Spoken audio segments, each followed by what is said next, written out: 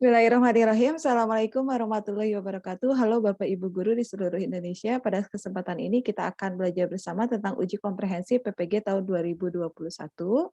Kita lihat.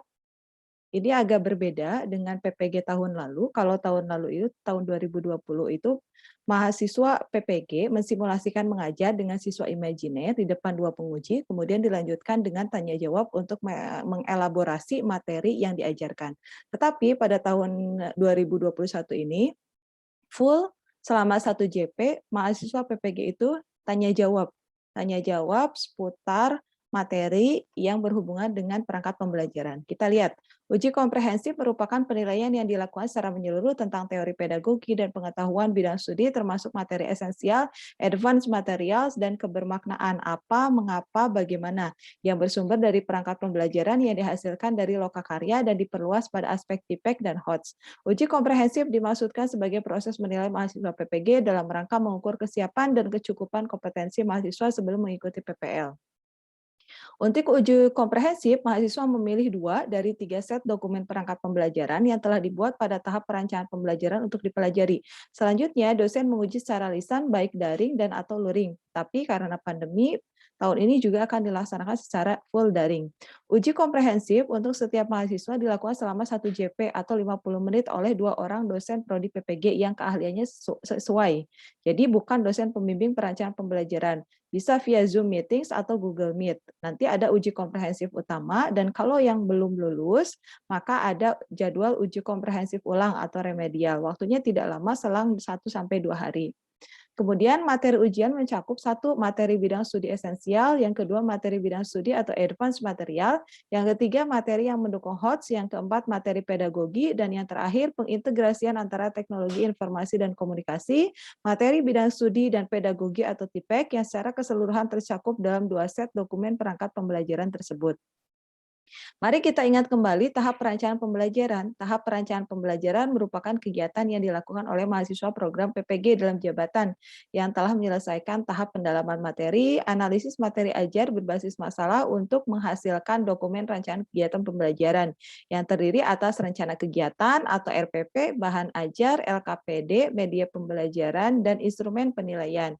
Ini adalah tahapan yang kita sudah lalui sebelum kita uji komprehensif.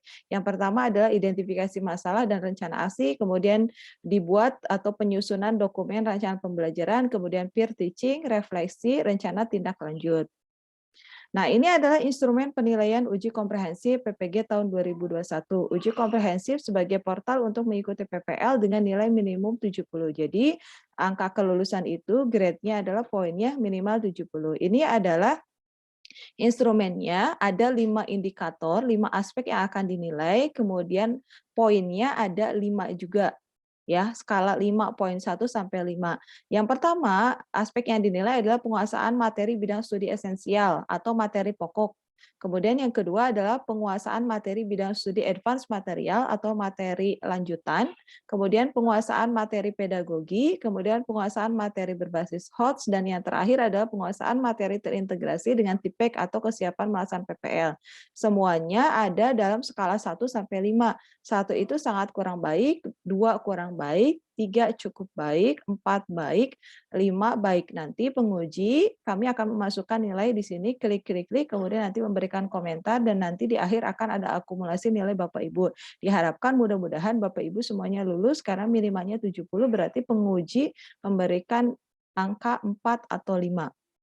Nah, sekarang kita coba case study ya Bapak Ibu. Jadi nanti kurang lebihnya nanti ketika sudah masuk ke ruang uji, nanti penguji akan menanyakan Bapak Ibu akan mengajarkan materi apa. Nanti Bapak Ibu menjawab materi X misalnya.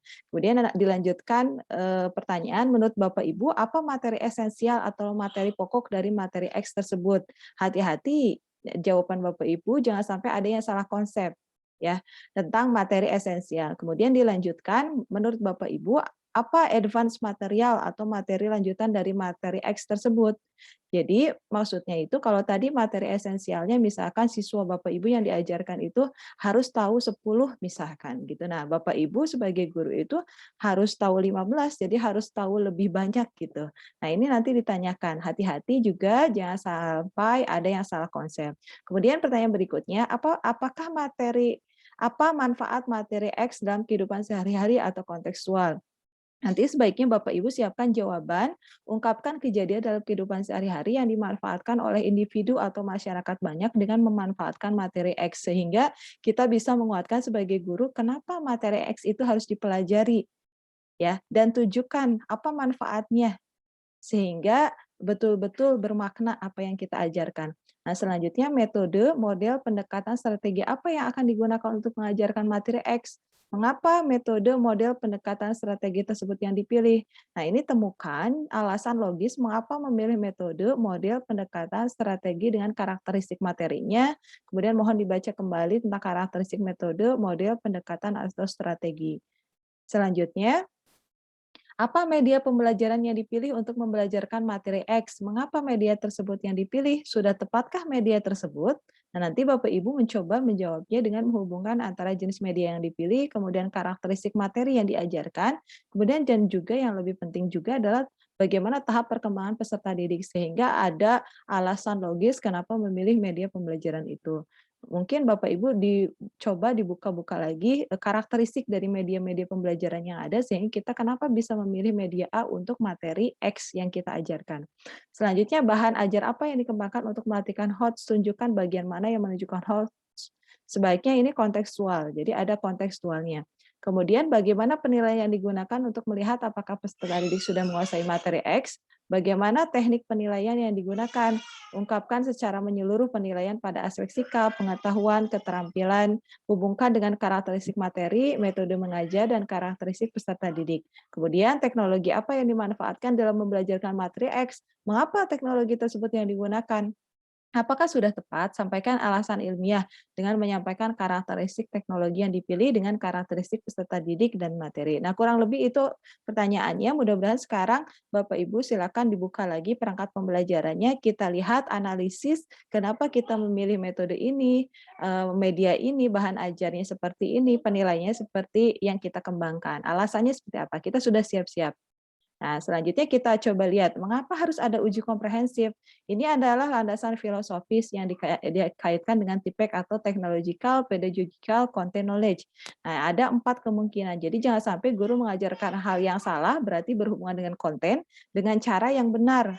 Jadi metodenya ya pedagogical dan teknologikalnya benar. Tapi jangan sampai guru mengajarkan hal yang benar, kontennya benar dengan cara yang salah, pedagogical dan teknologikalnya salah. Selanjutnya adalah jangan sampai guru mengajarkan hal yang salah dengan cara yang salah. Jadi dua-duanya salah. Dan yang terakhir, mudah-mudahan ini yang diharapkan. Jadi Bapak Ibu itu harus mengajarkan hal yang benar dengan cara yang benar. Selanjutnya kita lihat, ini kita ulang bersama tentang TIPEC ya, Technological, Pedagogical, Content Knowledge Framework. Di sini ada framework-nya, nanti Bapak Ibu dikaji lagi untuk menguatkan kembali jawaban-jawabannya. Kemudian juga ada juga tentang yang berhubungan dengan HOTS ya, Higher Order Thinking Skill, atau kemampuan atau keterampilan berpikir tingkat tinggi. Ini ada ya di buku pembelajaran HOTS tahun 2018 di LMS. Di sini ada LOTS. LOTS itu Lower Order Thinking Skill C1 sampai C3. Kalau HOTS itu Higher Order Thinking Skill C4 sampai C5 dan C6. Ini areanya LOTS dan area HOTS-nya. Nanti Bapak Ibu bisa menguatkan kembali ya. Jadi Bapak Ibu meyakinkan kembali bahwa betul-betul perangkat pembelajaran yang Bapak Ibu kembangkan itu mengembangkan HOTS dan ada TIPEC-nya. Jadi kombinasi atau kolaborasi dari TIPEC, kemudian HOTS, kemudian nanti ada materinya itu materi esensial, kemudian advance, dan itu adalah materinya benar. Nah, itu Bapak Ibu, semoga Bapak Ibu tetap sehat semuanya, keluarga juga tetap sehat, lancar dan sukses uji komprehensifnya, dan bismillahirrahmanirrahim semuanya lulus PPG tahun 2021. Amin. Terima kasih. Assalamualaikum warahmatullahi wabarakatuh. Tetap semangat Bapak Ibu, tetap produktif. Semoga menjadi guru profesional. Amin ya rabbal alamin.